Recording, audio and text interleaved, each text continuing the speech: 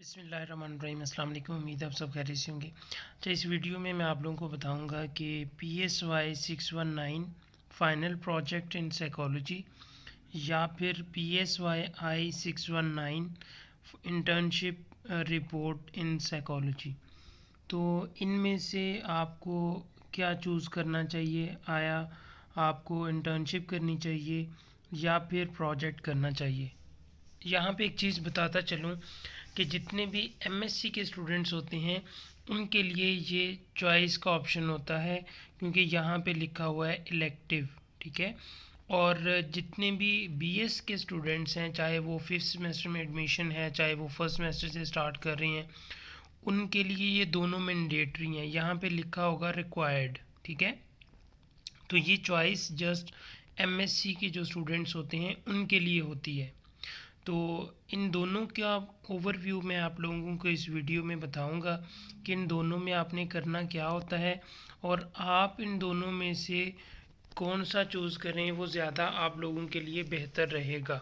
आया इंटर्नशिप बेहतर रहेगी या फिर आपके लिए फ़ाइनल प्रोजेक्ट बेहतर रहेगा। तो आप इस वीडियो को कंप्लीट देखें और चैनल पे नए हैं तो जल्दी से चैनल को सब्सक्राइब कर लें। और इसके अलावा इन दोनों की डिटेल वीडियोस मेरे चैनल पे ऑलरेडी अवेलेबल हैं।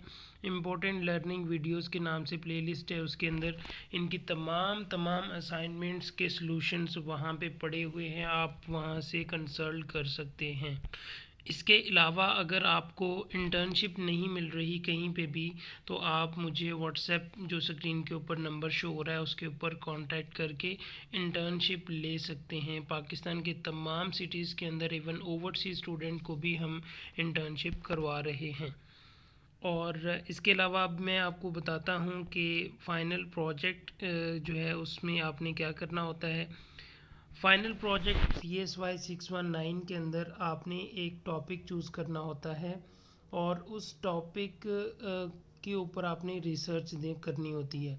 इसमें होता है कि आप का जो टॉपिक होना चाहिए उसमें दो वेरिएबल्स होने चाहिए और इनके जो टॉपिक होते हैं वो आपको LMS के ऊपर मिल जाएंगे। अगर किसी को नहीं मिल रहे तो मुझे व्हाट्सएप करें, मैं आपको टॉपिक्स सेंड कर दूंगा। आपने उन टॉपिक्स में से दो वेरिएबल्स चूज़ करने होते हैं और दो वेरिएबल्स का जो है ना आगे स्टेटमेंट आपने बना देनी होती है। जैसा कि वहाँ पे आपके पास एक एक वर्ड के आएंगे, वेरिएबल्स आएंगे।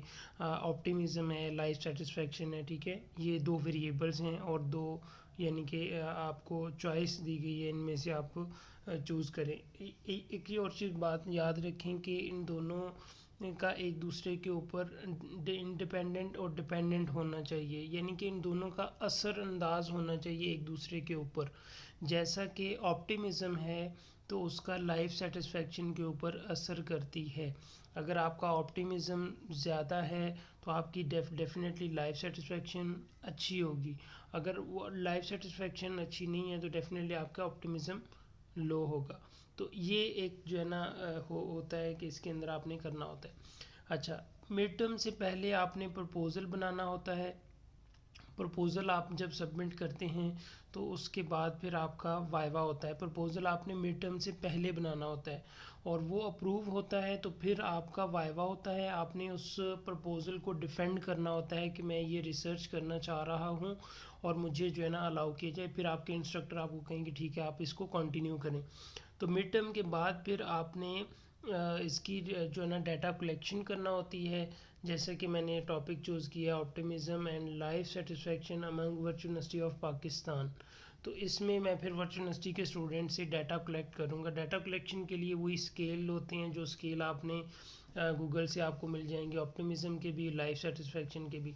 बात याद रखें, वो टॉपिक चूज़ करना है, बहुत इंपॉर्टेंट बात है, वो टॉपिक चूज़ करना है जिसके वेरिएबल्स आपको इजीली विल मिल जाएं।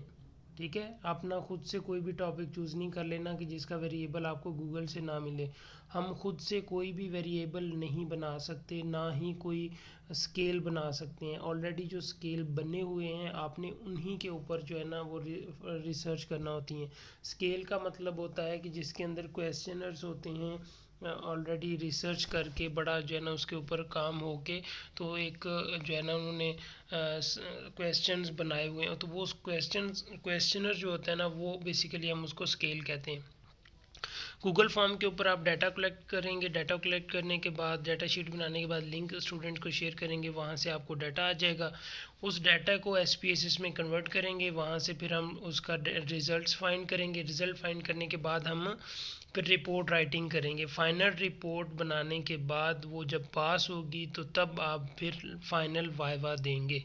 फाइनल वाइवा देने के बाद आपकी प्रोजेक्ट पास हो जाएगा। ये टोटली ऑनलाइन होता है। घर बैठ के आपने स्काइप के ज़रिए से इंस्ट्रक्टर से रब्ता करना होता है और इस तरह से आपने, और ये जस्ट पास एंड फेल है, ग्रेडेड नहीं है। आपका CGPA के ऊपर असर नहीं होगा, बट इसको पास करना ज़रूरी है। अब आते हैं इंटर्नशिप क्या होती है। इंटर्नशिप बेसिकली आप एक जो है ना अपने 6 से 8 वीक किसी ऑर्गेनाइजेशन के अंदर इंटर्नशिप करना होती है। इंटर्नशिप 3 तरह की होती है वर्चुअल यूनिवर्सिटी में। एक क्लिनिकल सेटिंग है, एक स्कूल सेटिंग है, एक ऑर्गेनाइजेशनल सेटिंग है। तो आपने इनमें से देखना है कि कौन सा आपके लिए सूट करता है। सबसे पहली बात आपने देखनी है कि आपके सराउंडिंग में आपके पास अपॉर्चुनिटी क्या है। आया आपके पास क्लिनिकल सेटिंग अवेलेबल है, आपको hospital, government hospital, private hospital कोई क्लिनिक अलाउ कर रहा है इंटर्नशिप का, तो 6 से 8 वीक आप वहाँ से इंटर्नशिप कर सकते हैं। तो आपने इंटर्नशिप वहाँ से जो है ना दे करनी है। इंटर्नशिप के लिए रेफरेंस लेटर रिक्वायर्ड होता है असाइनमेंट नंबर 1 के अगेंस्ट। फिर आपने प्री असेसमेंट बनाना होती है जो कि मिड टर्म से पहले आपने उसको पास करना होता है। पास क्या होता है कि वही उसके अंदर इंस्ट्रक्टर आपको मिस्टेक्स या बता देता है क्या क्या चीज़ें आपने ऐड करनी है, रिमूव करनी है। वो एक फॉर्मेट होता है, उसके अगेंस्ट आपने बनाना होती है। फिर उसके बाद आपने फाइनल सबमिशन करना होती है। वही जो 2 आपने न्यूरेटिक केसेस लिए होते हैं, OCD हो गया, मेजर डिप्रेसिव डिसऑर्डर है, परसिस्टेंट डिप्रेसिव डिसऑर्डर है, या फोबियाज में से आप ले सकते हैं। तो वो आपने डिसऑर्डर्स लेने हैं जो न्यूरेटिक केसेस हैं, ठीक है। आपने साइकोटिक केसेस की रिपोर्ट नहीं बनानी। Is it clear?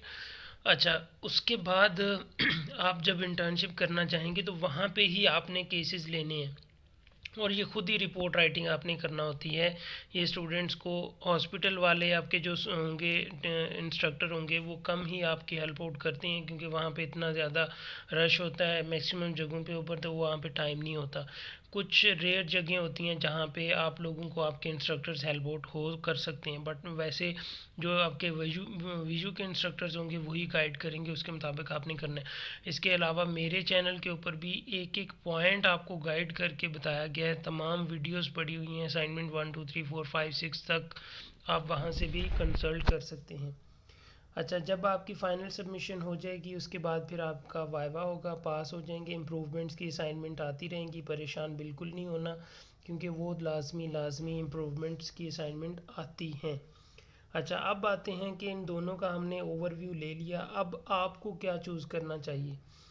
आपने नंबर 1 चीज़ देखनी है कि आपके सराउंडिंग में कोई ऐसा इदारा, कोई ऐसा स्कूल, कोई ऐसा आपके पास हॉस्पिटल है जहाँ पे आप इंटर्नशिप कर सकें। अगर तो मुमकिन है आप घर से बाहर जा सकते हैं, स्पेशली जो फीमेल्स हैं उनके लिए ये मुश्किल होता है। अगर आप घर जा सकते हैं, घर से बाहर हॉस्पिटल 6 से 8 वीक, तो फिर आप इंटर्नशिप चूज़ करें। इंटर्नशिप इसलिए चूज़ करें कि ये प्रैक्टिकल टाइप वर्क है, यहाँ पे आपने अपने फील्ड के रिलेटेड चीज़ों को सीखना होता है, देखना होता है, अपने क्लाइंट के साथ फिज़िकली इंटरेक्शन आपका होता है। तो इंटर्नशिप आपके लिए बहुत ही ज़्यादा असरअंदाज कर सकती है आपकी प्रोफेशनल लाइफ में। अगर तो आपके लिए मुमकिन नहीं है, आपका घर 10 20 12 25 किलोमीटर 100 किलोमीटर दूर है जहाँ पे आपको इंटर्नशिप मिल रही है, तो फिर आपने इसको चूज़ नहीं करना।